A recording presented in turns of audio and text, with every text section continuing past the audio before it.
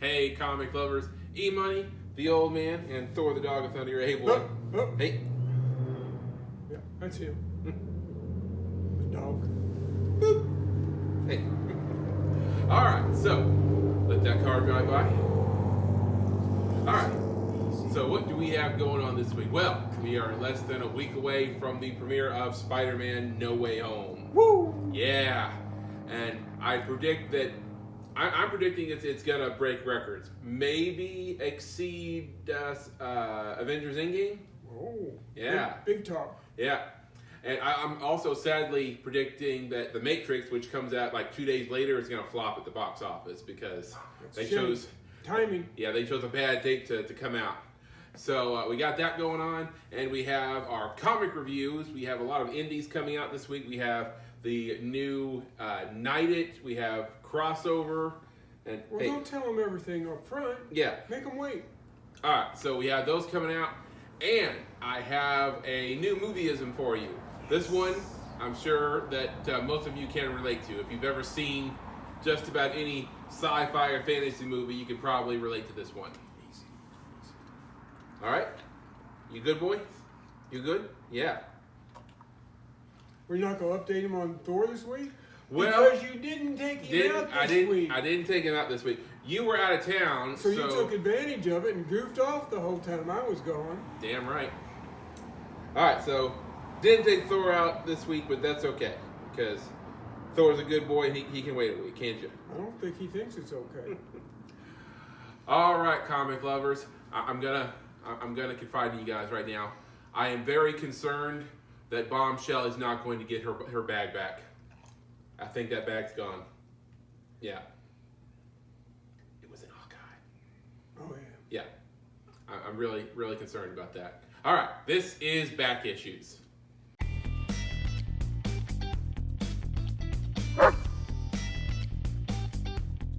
All right, comic lovers. So before we get started today, don't forget to subscribe to our channel, turn on your notifications, give us a thumbs up, and if you like, leave us a comment. Let us know what you think of these comics, or you can give us some recommendations. All right, so let's cover how we do this around here. If you haven't watched the show before, we do this on a 5-shield rating system. We each give each comic book 2 scores. One for story and writing, and the other one for artwork. You know, we actually do that without conferring with each other until it's time to compare scores. So I don't know what he's giving a book. He doesn't know what I'm giving a book. A lot of times, though, it's kind of amazing how many times we'll score a book the same. Mm-hmm. So we combine those 4 scores together, and then we give each comic an average overall score. All right, so first we have our mentions for this week. Well, now, I know we try to avoid calling them honorable mentions, but it just so happens that this week, the 3 books we're going to talk about all did quite well. In fact, in a lesser week, they would have been in the top 3. Mm-hmm. They're all rounded up to 4 shields, which is a strong score. Yep. All right, so what's first up? All right, so first up we want to talk about a book from AWA Comics. It's a 5-part miniseries, and this is number 2 of Knighted. All right, so in the first issue, we find out about this world that's been created for this series. You have a guy called the Knight, who is sort of a Batman type character, and he's feared by criminals, and cops are always like, don't worry about that bad guy, the Knight will get him. And so we are introduced to this down on his luck police analyst. He's like a crime scene investigator type guy. Yeah, I mean, he's a behind the scenes guy. He's not a field person. It just seems like he seems kind of boring. Yeah. And so he comes upon a situation where he tries to help out, and he ends up accidentally killing the Knight. Well, we find out that the Knight is actually kind of a douchebag. Oh, big time. Yeah, and that he was just the face of the whole operation, and that the real mastermind is the Alfred type guy who designed all of the Knight's his suit, his weapons, everything. Well, all the powers come from the suit itself, which is funny because this is a world where 5% of the people have gained superpowers. Yeah. But the Knight doesn't really have any. It's just a super cool suit. Yep. And so, all the guy needs is a young, able-bodied person to wear the suit, pretty much. Well, it turns out that it's like Tim Allen's movie Santa Claus. Mm-hmm. If you accidentally kill Santa, you got to wear the suit. Yep. He accidentally killed the knight, so the Alfred type character wants him to wear the suit. So the guy is reluctant about it at first and tries to walk away from the whole thing. Well, I mean, wouldn't you be? Yeah. A world where 5% of the good and bad guys have got superpowers, Mm-hmm. and all you got is a suit? Yep. And at first he tries to walk away from the whole thing. And Which, yeah. yeah. But then he gets a little taste for it. And, you realize that, maybe he can, help the city better than just being a police analyst. So he goes back to the Alfred type guy and says, okay, let's... Starts asking questions. Yeah.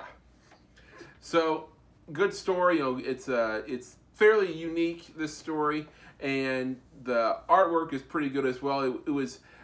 It reminded me a little bit of Robertson's artwork in Space Bastards. I can see that. Yeah.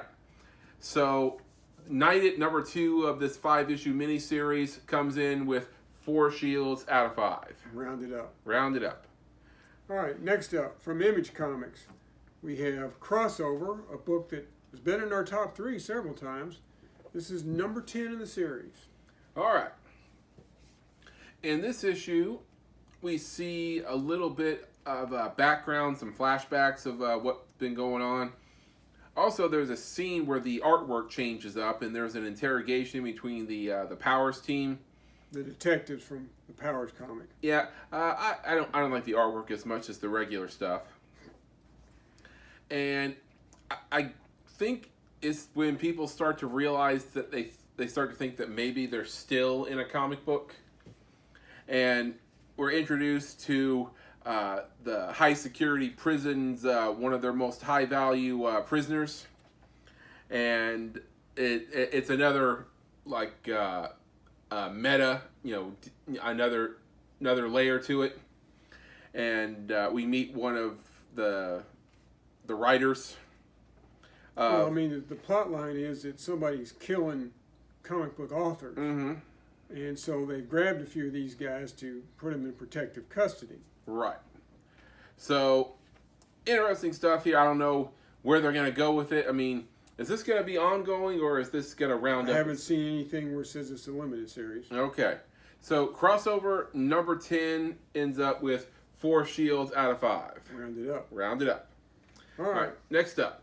From Marvel Comics, a story that takes place in the Daredevil universe. Devil's Reign, number 1 out of 6. So this is in the aftermath of the previous Daredevil story. Daredevil has been set free from prison, and him, Matt Murdock, and Elektra are, going off, partnering up, deciding to do the whole vigilante thing together at the moment. And Wilson Fisk, who is the mayor, is not happy with the way things have gone. And he introduces the Powers Act, where he outlaws all superpower vigilantes in New York. Fortunately, he doesn't have the power to do it nationwide. And, you may be saying to yourself, okay, we've kind of done this before. Which you would be right. Except it was nationwide back then. So he sends out the Thunderbolt units as a way as enforcing this. Fully deputized. Yep. One thing that's different than it was last time was that all mutants have diplomatic immunity. Yeah, as they don't care about humans' laws. Yeah, as citizens of Krakoa, the mutant nation. So they send out the Thunderbolt units, and they start off with Moon Knight in attempting to arrest him. And the superpowered vigilantes, the superpowered Thunderbolt units include John Walker, Rhino, one of the female symbiotes, and a female Electro, whose name escapes me. So you have that, and they send them after Moon Knight, and then they go after Miles Morales' Spider-Man. And they actually managed to subdue Miles, and they put him in cuffs and try to take him away. Well, Captain America isn't having it. No, been there, done that. not playing by those rules anymore. Nope. So he is talking to one of the Thunderbolt officers, and he's like, you're a criminal. They're all criminals.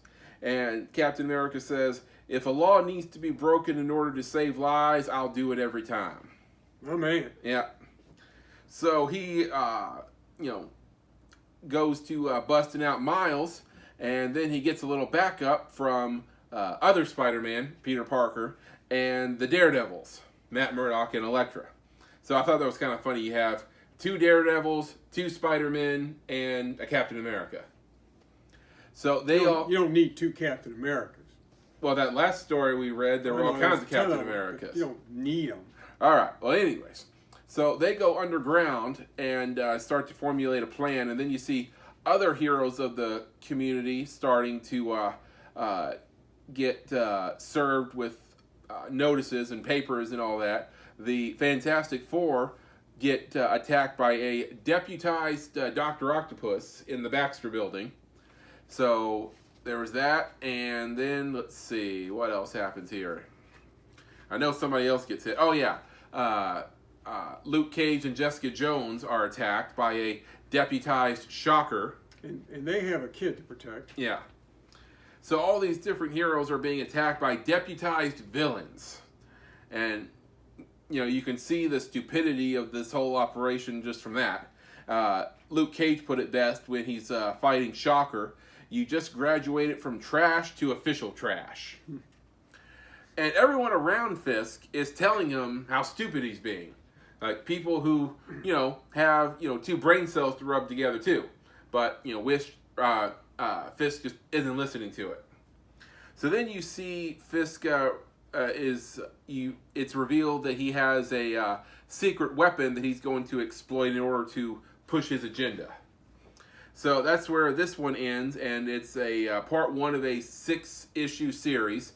Devil's Reign, really well written, and good artwork, so looking forward to seeing how it turns out. Devil's Reign number 1 ends up with 4 shields out of 5. Rounded up. All right, so there is our mentions for this week. Now, given how good these were, just imagine how good the top 4 are. Well, they're a little bit better, I guess. All right, so we have our top 4 for the week. Well, we had our number 1. It won cleanly. But as always, there was a tie. This time there was a 3-way tie for spot number 2. So we decided to do a penny toss. Some of y'all refer to it as a coin toss, and I'm not talking flipping the coin. I'm talking you throw the coin against the wall, see who gets closest to the wall. And we decided to go best out of 5. It only took 4 rounds. I won 3 out of the first 4. So the old man has tossed coins before.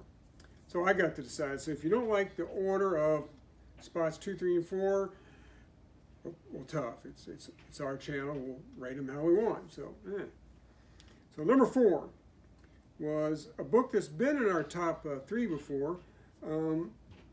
If you had told me it was going to rate so high before I ever read the first issue, I would have said, no, hell no.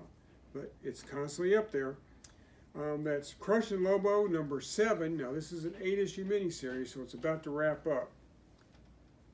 All right. So, in this issue, Lobo is trying to lay low in this Space Vegas spa, and Crush has been tasked with bringing him into the superpowered prison that he escaped from, and they put an explosive device on her wrist with a timer on it, which is about to expire. So Crush goes after Lobo, and she's chasing her all through this Space Vegas. But it turns out Crush isn't the only one who wants Lobo. Oh, no. Lobo has pissed off a lot of people. So they go through this, and finally Crush catches up with them, and it turns into this father-daughter throwdown that they have. It's a regular Donnybrook. Yep. Donnybrook. It's a word. Okay. Look it up. All right. So we see her trying to bring him back to the prison, and we get a unfortunate double cross. So it's pretty great stuff here, and I love the self commentary that Crush does in this series. She's kind of like Deadpool in that way. And at the end of the show, end of the issue, she says, I'm just not a very intelligent intellectual property." And then at the end she says, "See you next month." So Crush and Lobo, well written, well drawn. Number 7 out of 8, our number 4 pick for this week, coming in at a solid 4 shields out of 5. No rounding. Yeah. All right, next up. All right, tied with Crush and Lobo, but I thought it was a little bit better. From Image Comics, you have Two Moons, number 7. Now, this book has consistently been in our top 3. It's got a lot of stuff going for it. It's really drawn well, extremely well written. It's a period piece. It takes place during and after the Civil War.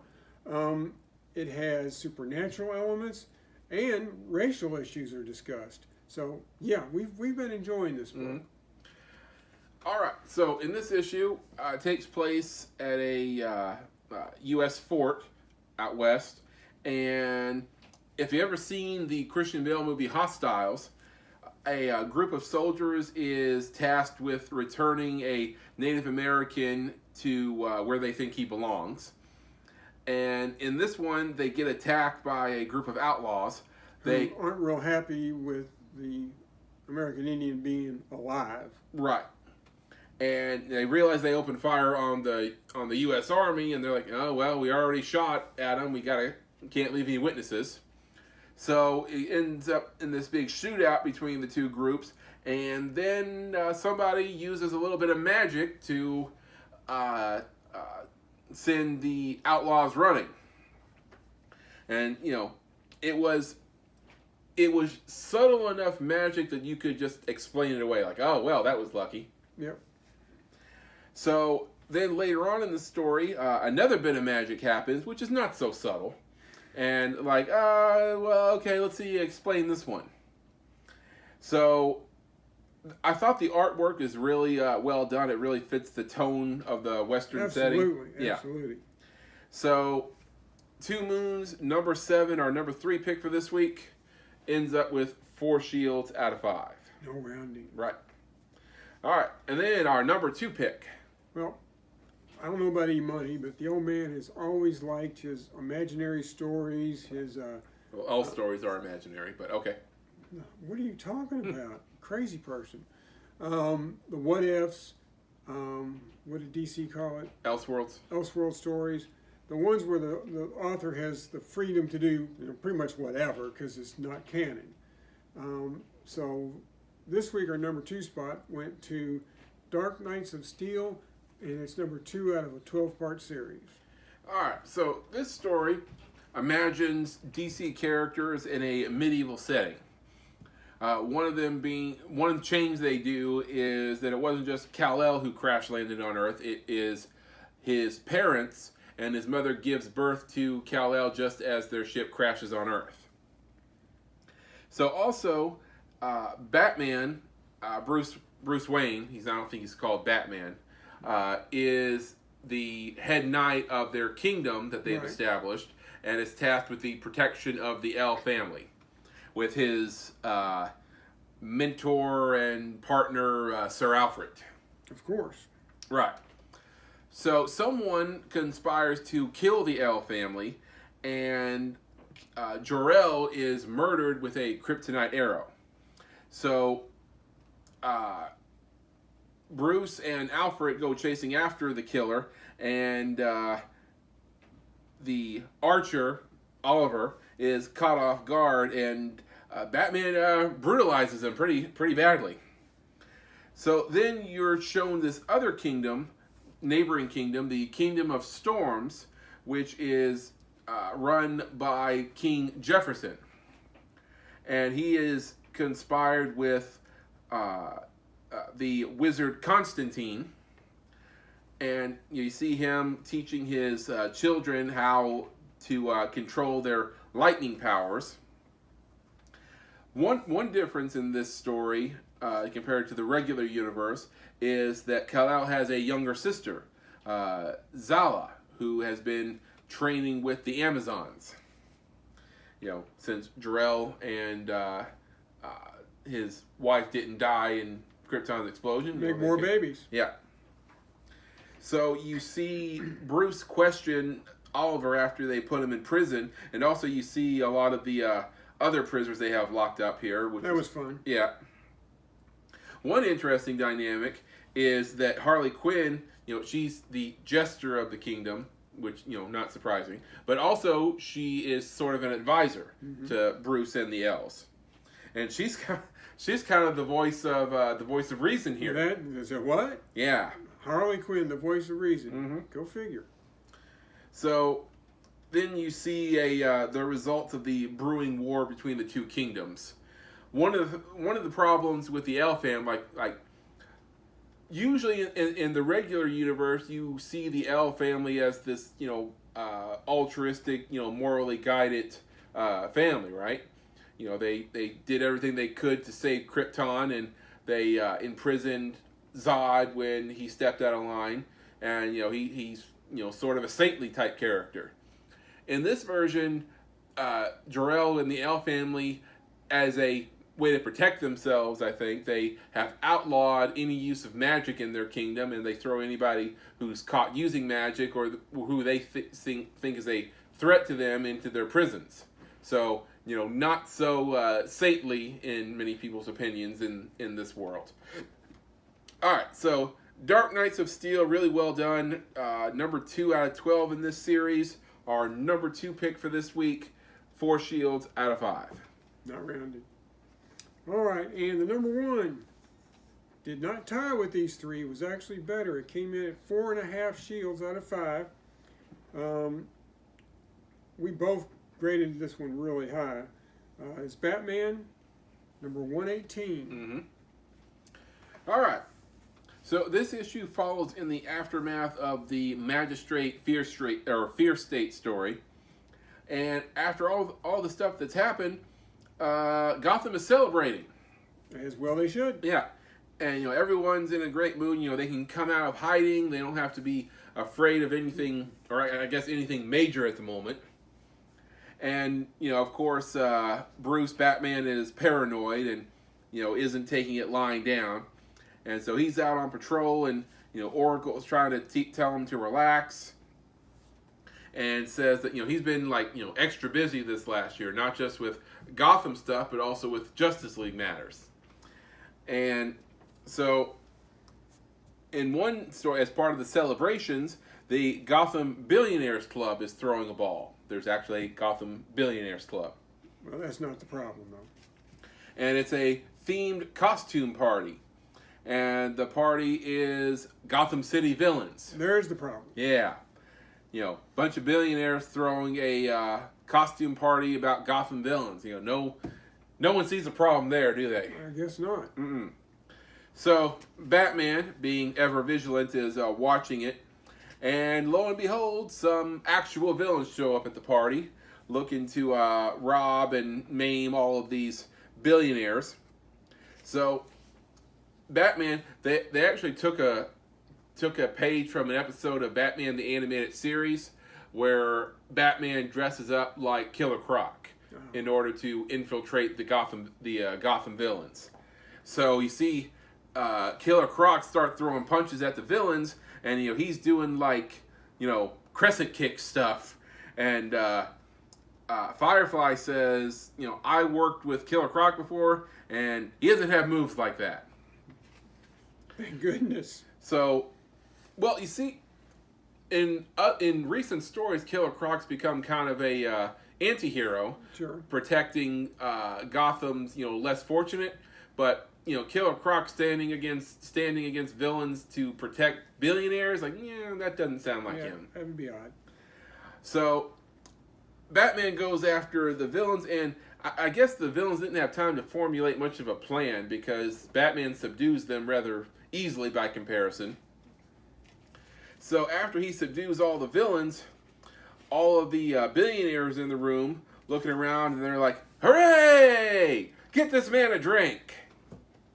So then this little girl who's dressed up like Punchline comes up to Batman with a piece of paper and is like, "Can I have your autograph?" And Batman looks down at her like, and then he does the ninja vanish smoke bomb thing. And then when the smoke clears, the little girl looks down at the piece of paper and it's signed with a bat symbol. I would keep that. Yeah, I was like, all right, Bruce, I like that. So afterwards, Oracle asks him, what does he normally do whenever he solves a big case? And you look at flashbacks of things he's done, and usually he, spends time with friends. He watches The Dawn with Commissioner Gordon. He talks with Robin. He celebrates with Clark, and has sex with Catwoman. Any number of ways to celebrate. Yeah, but the one that made me sad was it showed him sitting down playing chess with Alfred. Yeah, the late Alfred. So yeah, and then at the very end of the issue, I guess you would call this a very well done transitional issue, because at the very end you see what looks like it's going to be the story for the next couple of issues. Is you might remember a little organization Bruce put together called Batman Incorporated. Hated it. Where people who've been inspired by Batman dress like some bat character they've concocted, and it's Batman around the world. Was the whole idea of the of the organization. So 5 of these Batman Incorporated members have been accused of murder. So Bruce flies overseas to investigate what's happened. So recently, Bruce came under hard times, and he could no longer fund Batman Incorporated like he had before. So in the course of his investigation, Batman finds out that Batman Incorporated has a new financier. We're not telling you who. Yeah, you have to read the issue. So, just great storytelling here. Amazing artwork, I thought. Batman number 118, our number 1 pick for this week, comes in at 4.5 shields out of 5. A very rare score for us on this show. Doesn't happen often, no. Yeah. All right, so here is our top 4 picks. Pick them up at your local comic book shop if you haven't already. So, what do we have that comes out this week? All right, this week, there's quite a bit of confusion on what's going to ship and what isn't. But, pretty sure we're going to see Hulk number 2. I'm really looking forward to seeing where they're going with that storyline, because they're taking Hulk in a different direction than they usually do. Also, you have Keanu Reeves' Berserker number 6 is finally coming out. I'd like to see that story take a different direction, because it seems to be kind of stuck in a rut. Yeah. And then one that I don't know if anybody's reading but me and you, it's the World War II era horror book called Out. Oh, okay. I mean, it could be it's not the best title. I mean, it's not a really enticing title. No, it's a terrible title. Just Out. But the book is wonderful. All right. So there is our recommendations for this week's comics. Again, get them at your local comic book shop. All right, I have another movie-ism for you today. So let's head back up into the garage with Thor. All right, comic lovers, back up here in the garage with Thor. Hey, buddy. Hey, what's up? You good? Okay. All right, so I have a new movie-ism for you this week. And now he's back down. Okay. That's all right. New movie for you this week. This kind of spans across sci-fi movies, fantasy movies, and comic book movies. This is called Going the Way of Obi-Wan. This is what happens when the protagonist's teacher, mentor, protector, whatever relationship they have, is killed in an effort to protect his or her student. Now, the most famous example, of course, is in the original Star Wars, when Obi-Wan sacrifices himself on the Death Star so that Luke, Han, and Leia and the others can all make their escape. Now, side note here, if you want to see some really great indie film action, watch the remastered version fan film of Obi-Wan versus Darth Vader. You can find it on YouTube. It's an amazing watch, because if you haven't watched Star Wars in a long time, then you feel like there's this epic battle between Obi-Wan and Darth Vader, and the battle raged across the Death Star and everything. You go back and watch it, and you're like, no, it was actually a really bland duel. not really much to it. But watch the remastered version, like, damn. All right, so there's that. Sorry, did you not like it when I cussed, boy? All right, so other examples of going the way of Obi-Wan. Spoiler alert, in case that wasn't clear. Harry Potter and the Half-Blood Prince. Dumbledore sacrifices himself in order to, I guess it was a long game to lure Voldemort into a trap. So, he sacrificed himself so that Harry could win in the long run. Another example, going back a little bit, Highlander. When Sean Connery's character dies fighting Kurgan, is that his name? I don't remember the name. Well, he dies in an effort to protect McLeod because he wasn't ready to face him yet. Then you have, I hesitate to use this one because I hated the movie, Aragon, which is... Terrible movie. Yeah, it was, the books were all right, but the movie was terrible. It was basically a fantasy retelling of Star Wars. So you have Jeremy Irons' character who takes the place of Obi-Wan and ends up sacrificing himself because, once again, his student isn't ready to face the bad guy. And then you have Lord of the Rings. In the first movie, Fellowship of the Ring, Gandalf, falls off the bridge of Khazad-dûm to protect Frodo and the Fellowship. Run, you fools! Yeah, run. Fly, you fools. That one didn't stick, but still, they didn't know that at the time. Now, going by a couple of comic book examples, Kick-Ass, when Big Daddy sacrifices himself to protect Hit Girl and Kick-Ass. Then another, you have X-Men 3, when Xavier was trying to help Jean Grey and ended up getting killed for it. So, there are plenty of examples across cinema of going the way of Obi-Wan. Yep. Guess what? When it comes to me being EMoney's mentor, I'm not going out that way. All right, so we're coming to the end of the show. Now time for a Doggy Internet Challenge with Thor.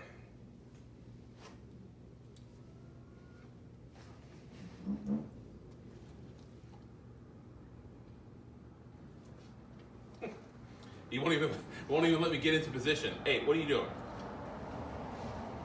All right, let's sit down. All right, you ready? No. I'm not real sure what you're supposed to be doing, but Well, there's a challenge where you put your hand over the dog's head like you're about to pet him, but you don't pet him, and see what they do. He won't even let me get that far. Okay, so challenge failed. All right, so that's what happens with Thor when we try that. He knows I got the snacks. He wants to eat my hand. All right. Easy. Good boy. I got it down. All right, so that's gonna do it for another episode of Back Issues. Hopefully, if tickets don't sell out or whatever, we'll have a review of Spider-Man: No Way Home next week. I believe that that works. So long as we get tickets. Well, there's a possibility they could sell out. That's how highly anticipated it is right now. All right, so hopefully next week, review for Spider-Man: No Way Home. All right, we'll see you guys next time. Excelsior. True believers, I got a secret. Winter sucks. Enough said.